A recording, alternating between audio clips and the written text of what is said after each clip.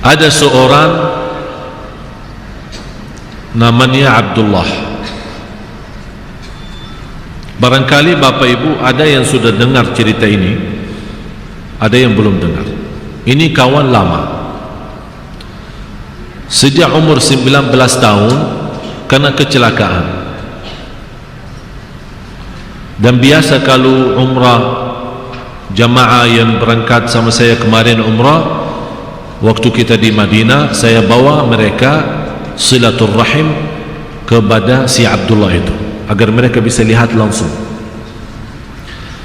Dari umur 19 tahun, sekarang umur sudah 20 tahun dalam kondisi stroke total, tidak bisa bergerak sama sekali. Kadang-kadang kita lihat ada orang stroke tapi masih bisa duduk, betul ya? Kalau si Abdullah ini tidak bisa duduk, jadi dibuatkan roda khusus, dipasang roda khusus yang macam harus dia berbaring ya, berbaring, dia tidak bisa duduk. Yang hanya bisa bergerak dari yang dia punya adalah lidahnya saja. Sudah Bapak Ibu dalam kondisi dari umur 19 tahun, dalam kondisi ini sudah 20 tahun. Pernah saya bertanya sama beliau, inilah yang Bapak Ibu yang meningkatkan cerita ini dengan doa yang tadi, Allahumma a'inni ala dzikrika, kita mohon pertolongan Allah. Saya bilang, Abdullah, kalau masih ada kesempatan kamu berharap sama Allah, kira-kira kamu harap apa? Dia ucapkan, saya harap 3 hal. Mohon Bapak Ibu kasih perhatian, dengar baik dan hadirkan qalbunya, dan dengar apa yang diharapkan oleh si Abdullah ini. Yang pertama, dia harap kembali normal dan sehat, walaupun 1 jam, agar bisa menikmati sujud.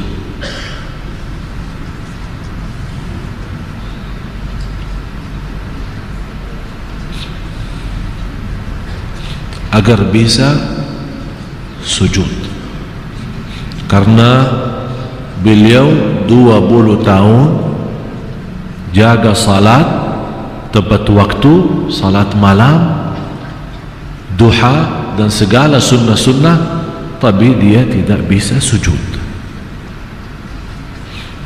Berapa di antara kita, anak-anak kita, sahabat kita, keluarga kita yang Allah masih berikan umur tapi memainkan, meramaikan salat. Bapak Ibu, kesempatan bagi kita, jangan sampai habis kesempatan sehat wal afiat tidak bersujud lillah, tidak menjaga salat, nanti kita akan harap seperti Abdullah. Jangan seperti itu. Manfaatkan kesempatan yang masih ada sebelum nanti tidak ada. Menurut saya, orang yang diberikan oleh Allah umur dan sehat wal afiat, dan dia ketiduran subuh, memainkan salat dan tidak pernah menjaga salat tahajud, atau tidak salat sama sekali, hanya Jumat seminggu sekali, sungguh orang itu sombong. Dan kita tahu orang yang sombong berani lawan Allah, dan barang siapa yang lawani barang Allah dalam kesombongan tidak akan masuk surga. Harapan yang kedua, dia berharap kembali sehat wal afiat walaupun 1 jam, agar bisa menikmati salaman dan beluan sama ibunya sendiri. Karena sudah 20 tahun Bapak Ibu, dia tidak bisa menikmati salaman sama ibunya. Setiap datang adiknya maupun kakaknya datang bersalaman dengan ibunya, dan mereka memeluk ibunya dan senang dan bercium dengan ibunya, dia nangis saja, dia tidak bisa menikmati sudah 20 tahun. Cuba bagaimana kita yang masih Allah berikan kesempatan, malah kita lawan orang tua, malah menyakiti orang tua, malah durhaka kepada orang tua. Selama mereka masih ada, dua-duanya maupun salah satunya, berarti pintu surga masih terbuka. Bapak Ibu yang dimuliakan Allah, setiap kesenyuman di wajah kedua orang tua karena ketaatan kita kepada mereka akan mengundang rahmat dan membuka pintu surga. Dan setiap titis air mata di wajah orang tua karena kedurhakan kita kepada mereka, wallahi akan mengundang azab dan membuka pintu neraka. Silahkan anda milih, anda mau yang mana, tinggal anda milih. Si Abdullah sudah tidak sabar lagi, 20 tahun dia melihat saudaranya mampu bersalaman dengan senang dengan ibunya sendiri, dia tidak bisa menikmati itu. Dia harap kembali sehat walafiat agar bisa berbeluk dengan ibunya dan bercium dengan ibunya. Dia tidak tega dan tidak sabar lagi melihat ibunya selama 20 tahun Abdullah buang air besar di atas tangan ibunya sendiri. Ya Allah, ibu kita memiliki hati besar. Siapa di antara kita yang tega untuk menaruh tangannya di atas seorang yang dia tidak kenal, atau seorang yang dia kenal tapi bukan ada hubungan keluarga atau sebagai anak, menaruh tangannya dengan ikhlas untuk membawa air besarnya? Ini yang membuat Abdullah tidak sabar dan terpaksa nikah. Dan saya berkata sama beliau, apa yang kamu bisa guna buat nikah? Malah subhanallah, jodohnya sama seorang yang terkenal, cantiknya luar biasa. Dan saya bertanya sama istrinya, kamu apa yang kamu harap dari Abdullah, orang-orang yang tidak bisa apa-apa? Apa dia jawab? Saya yakin masuk surga lewat Abdullah. Kata seorang istri yang luar biasa, cantiknya masih muda, tapi dia tahu suaminya tidak bisa apa-apa, dan suaminya memaksa diri untuk menikah walaupun tidak mampu apa-apa, karena dia sudah tidak tega untuk membuang air besar di atas tangan ibunya. Bapak Ibu, manfaatkan kesempatan yang masih punya orang tua, yang masih memiliki orang tua. Wallahi kesempatan kita bisa dengan mudah masuk surga Allah. Segala ibadah kita diterima kalau orang tua kita ridha dan senang.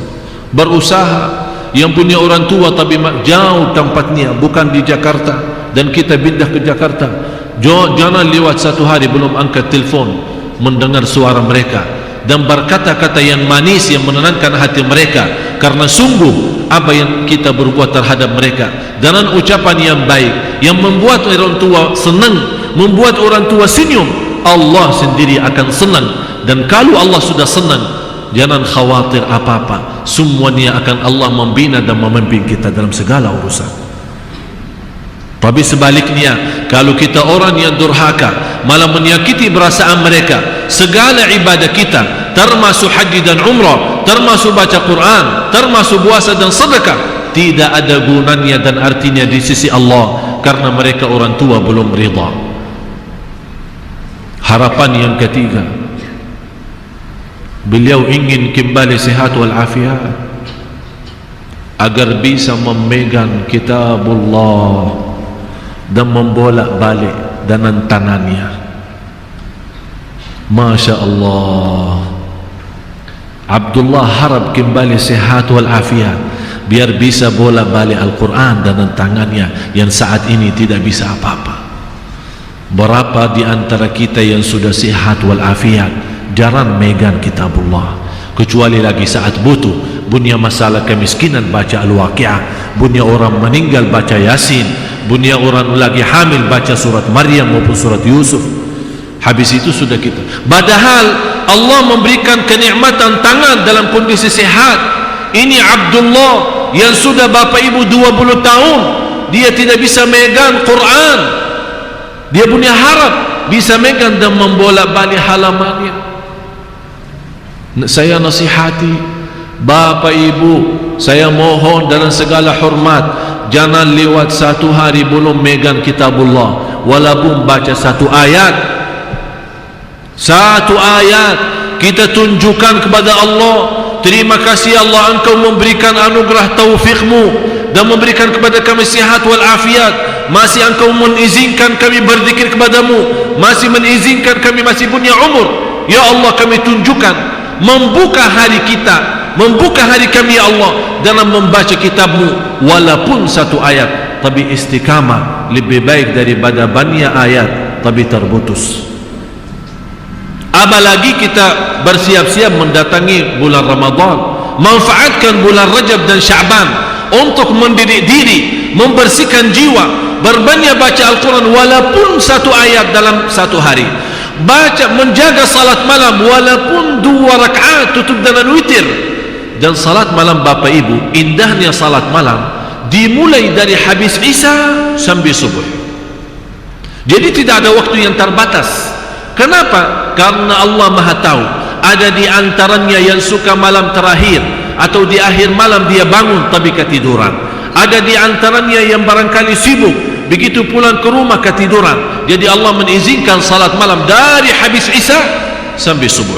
Jadi saya sarankan, kalau memang anda suka ketiduran, lebih baik begitu habis Isya ikuti dengan sunnah ba'diyah, lagi 2 rakaat, nawaitu salat malam, tutupi dengan witir, anda sudah ditulis oleh malaikat sudah salat malam. Seandainya malam itu kita meninggal dunia, sudah menjadi ahli qiyamul lail. Masya Allah. Orang berfikir, oh tahajud lama, katanya tahajud harus tidur duluan, kalau anak tidur duluan ketiduran, subuh aja kesiangan, apa bermacam-macam. Dah usah bagi berniam alasan fikir. Salat malam boleh mulai habis Isya sampai subuh. Mau sebelum tidur boleh, mau sesudah bangun tidur boleh. Kalau tidak mampu salat malam sama sekali, jaga witirnya, jaga witir, jaga witir. Sayyidina Umar bin Al-Khattab radhiyallahu an suka salat witir sebelum tidur. Ditanya oleh orang lain, kenapa wahai Amirul Mukminin kamu suka witir sebelum tidur, kenapa tidak tunda saja nanti malam sebelum subuh? Kata beliau, saya witir duluan, kalau seandainya saya meninggal dalam keadaan tidur, sudah menjadi ahli witir. Kalau bangun lagi, walaupun sudah witir, bangun lagi masih setengah jam, masih 1 jam sebelum azan subuh, silahkan salat berapapun yang anda mampu, dengan sederhana dan enak, tapi tidak ada witir lagi karena sudah witir duluan.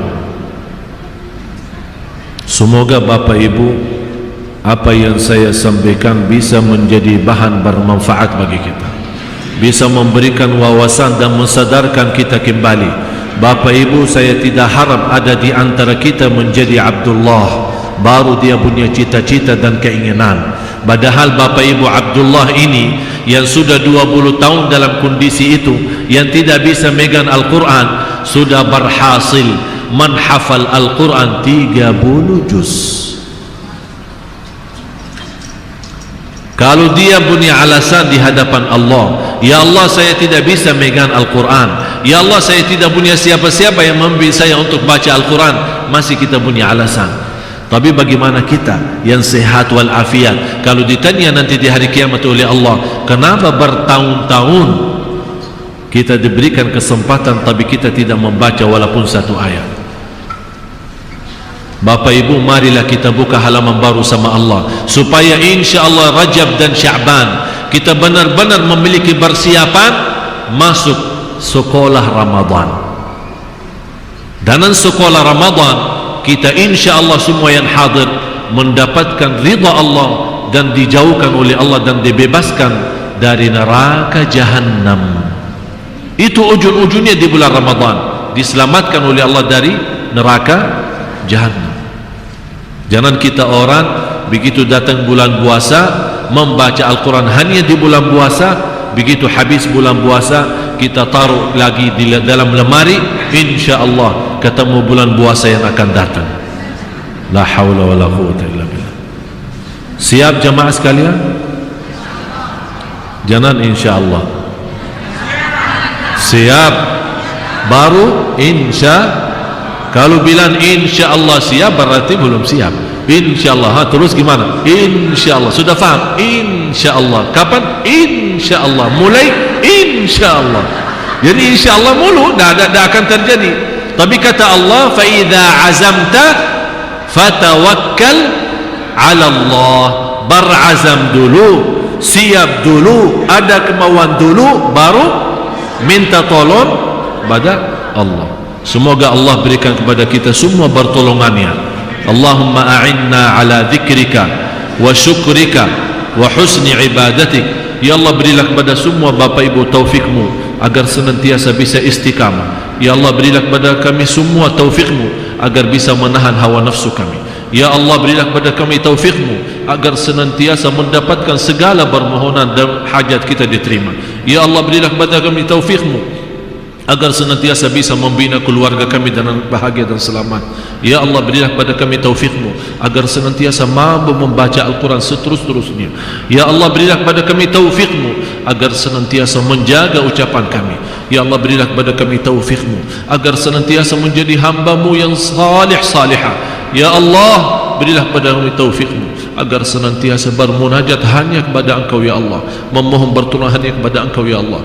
Karena dengan taufikmu ya Allah kami akan mendapatkan kebahagiaan, dengan taufikmu ya Allah kami akan selamat, dengan taufikmu ya Allah kami akan mendapatkan segala keberkahan, dengan taufikmu ya Allah kami dapat segala ampunan, dengan taufikmu ya Allah kami akan mendapatkan rahmatmu, dengan taufikmu ya Allah kami akan mendapatkan surgamu, dengan taufikmu ya Allah akan kami selamat dari neraka jahannam, dengan taufikmu ya Allah kami akan mendapatkan husnul khatimah.